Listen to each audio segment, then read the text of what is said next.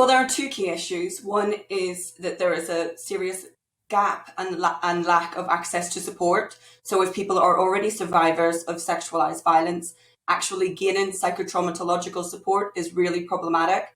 And that also goes back to long-term, over the last decade at least, cuts to support services for domestic, interpersonal and sexualized violence. The other is the impacts of the asylum system itself. So like the research which has just been released from the University of Birmingham, my research has evidence that the actual asylum system itself has many processes which itself inflicts quite a lot of psychological and emotional harms. So this includes completely avoidable processes such as dispersal. If you are dispersed at very short notice, actually being able to get access to support for sexual violence or torture is reduced. Asylum accommodation, as the report has found, is lacking in terms of security and support for women. I have met with women and interviewed with women that have experienced harassment from people working on site, for example, being offered what is a form of sexual violence, which is doing something in the house in receipt of sexual favors, which is completely against against any law. Is against the law when women are in vulnerable positions. And the asylum system itself, as the report finds, highlights that actually the whole interview process for survivors. Imagine being a survivor of torture or sexual violence and being expected to outline your experiences of abuses to somebody that you don't know without building any kind of trust or trusting relationship.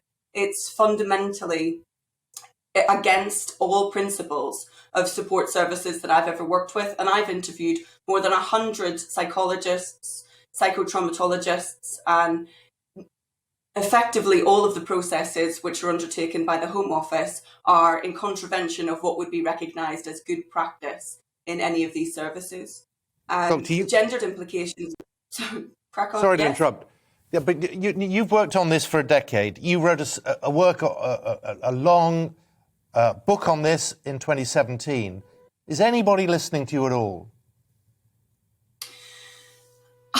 I think so. It's been almost 15 years now. It is incredibly frustrating to get a sense of being in an echo chamber, really.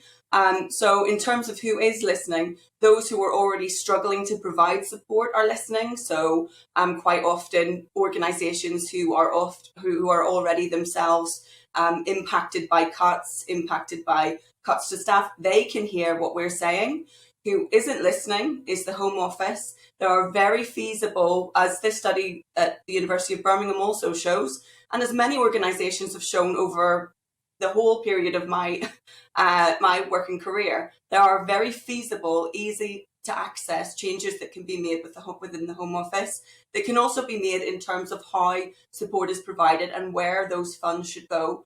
And instead, in the aftermath, particularly in the aftermath of those austerity, which is one thing that I can certainly say, is that provision is reduced, and those who do listen to us are the ones who are most stretched on the ground and who are really doing their best to provide services to women survivors. So in a sense, there is an echo chamber, and that really needs to shift at a structural level with the Home Office and institutionally as well.